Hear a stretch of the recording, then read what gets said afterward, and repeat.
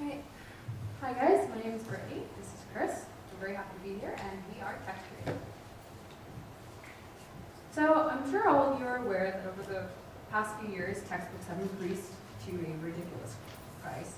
To be specific, over 1,000% since the 80s. The effect of this is that it's left the greater portion of 20 million students, college students in the United States, struggling to pay for their textbooks that they need each and every semester.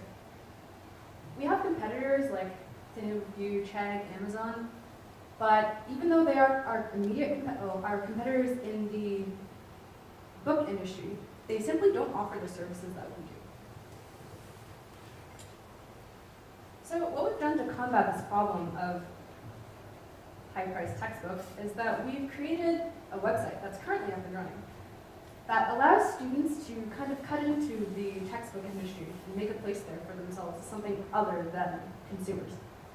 And the way we do that is through two of our services, renting, through which students can rent out their book to other students, and trading, through which a student can trade a book that they no longer need for one that they do need.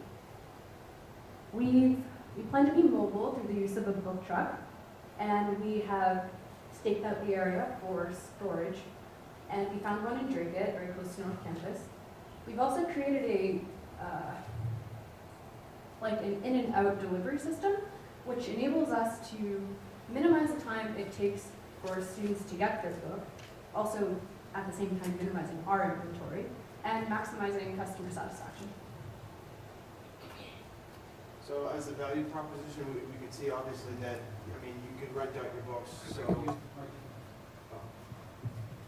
So you can rent out your books, obviously. So for example, we have a kind of fixed prices as well for the maximum that you can rent out. So you could rent out your book for, I'd say $40, and that's $40 per semester to the duration of life of that book. So that book can maybe rented out 3 times, which is $120. So obviously owners can make money, and they can also trade their books as well. Renters can save money as well. So the way they do that is obviously it's $40 for them to actually get the books, plus the additional $10 service fee, so it's about $50 per book for renting, which is a lot cheaper than most renting in bookstores. Bookstores have a projection of, I've seen rents for $180 to rent out a textbook at the bookstore. And I recently, I purchased a used book, Financial Management, for about $256 or $7. So this definitely saves money. We can get the books quickly to the customers, and because we're kind of more of a local service right now, we can tie directly more with customers directly. So costs. So we have the costs. These are actually the Upstart costs, and it's actually just for the first month. I have a lot more costs actually on an Excel sheet that I downloaded onto this, which has basically our first year costs and projection of sales, along with other information if you're curious to see that. So, however, our initial cost for the first month would be about $200 for the parking space, and that would be for the whole year, for the rest of the year. Next year it will be around $400 because we're halfway through the semester. We have U-Haul storage space, 5x5 for $45 a month. Rental office space, we plan on using Lowell, which is $110, and that includes simply like a desk for an office space and also uses of the conference rooms. Our projected sales is 150 units or $150. So how we actually figured that out is we plan on going to creating pilot classes, essentially going to during the winter break classes and asking the professor for 5 minutes to market our idea so that we can get supply for the spring. And then we're going to try to get as much books as possible to basically students to rent out. Now this project break even at 43 sales over $430 is actually off due to the we actually found an unexpected cost. So initially my friend was going to give me 5 free bookcases that we were going to use, and those bookcases ended up, we ended up looking at them, and they had some rotten stuff. So the projected buying 5 new bookcases was $152, and that was going to be added to this, so it would be, break-even in sales would be actually 62 units, and it would be $507 in cost for that. And that would be for the costs. So what we plan on doing, okay. What we plan on doing basically with the money, if we had it, was the 5,000, we wanted to patent our idea so that no company can steal it, so it's very easy for companies to steal it right now. We would want to trademark and as well. We also, if we had any money left over between these two, we would want to try to go for an LLC and stuff like that. And I mean, really, we wouldn't, and if any money left over from that for equipment for our business.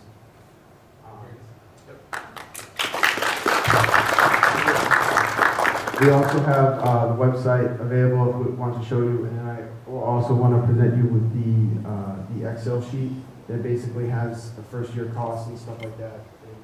Anything to ask a question? Okay. Oh, yeah, sure. A couple of quick questions. One, if you get money, don't spend your first wad of cash on getting a patent. First, it's an idea, so you're not going to be able to defend an idea, and you don't have a unique mechanism or algorithm here. So just spend your money on execution, and so that's my suggestion. I have a question. In the discussion today, and then in your write-up, you mentioned like Amazon and Chegg, and then what is it, half.com or halfandday.com as competitors, but you don't spend a lot of time talking about them. And when I was on their sites, there seems to be a pretty strong market for reselling your books or renting your books. Chegg says that they rent books, and on Amazon you can go on and resell your books, get Amazon bucks, basically like a gift card, and then apply it to others. So it's kind of like a transfer mechanism that makes it a little easier. So I'm curious, you kind of you gave them short attention, but they seem to be pretty worthy competitors, and I'm curious how you address that. Well, one of the things we did was obviously we want students to be customers and renters. So the portion of using our site is that you could, let's say, either rent out or trade your books. But essentially, what you can do is with the 5 books, renting them out is, let's say, you can rent out 5 books. That's $200 in your wallet. So we want students to actually become suppliers first, and then what we can do is we want to set a low price bar. So we're trying to even make the prices lower than they already are in terms of renting. So as our volume increases, we might even put a bar lower. So it might be like $30 to rent out a book and stuff like that. Currently, right now, we have it at $40. The other thing with our services is we're going to make it on a university-to-university basis. So one of the problems that a lot of students run into when they're trying to get their textbooks is they're not quite sure it's the right one, which you get with companies that are large, such as Chegg or Amazon. Books coming, for instance, from UMass Lowell students, you'll know they're the right book that you need, which is very important because you don't want to order the wrong book. Right. So that makes sense. And I have a follow-up question. What percentage of textbooks have a code where you have to go online and use the code to access maybe a problem set or a workbook? It depends on the class. Some professors use the textbook without the online aid. Some do. Do you know the percentage of classes? Just shoot. Well, just more I was going to say, quite a few classes do that I've had. So I've had maybe like 1 or 2 classes out of the 5 that do that. But the thing with our services is you can rent our book out, for example, used for $50, and then you can still do the online code, and that's cheaper than getting the new book plus the online code. So that's a benefit that you have over just buying it all in one package, as to use our service and save money that way. So you would just purchase the online code separately? Yeah. And You may want to just do some digging to see what the impact is there on the Yeah. code, to see if it is or is not an issue. And the trading, I just wanted to, the other feature that we have is the trading aspect. And we do, what we actually wanted to do with, you said an algorithm, we actually do, we're working on an algorithm right now, and it's for the trading aspect. So normally the problem is when you trade with people, it's usually you can only trade 2 items, A and B. The algorithm we have kind of set up is that it can figure out, you know, if you have multiple, like, you know, can you hold this? So,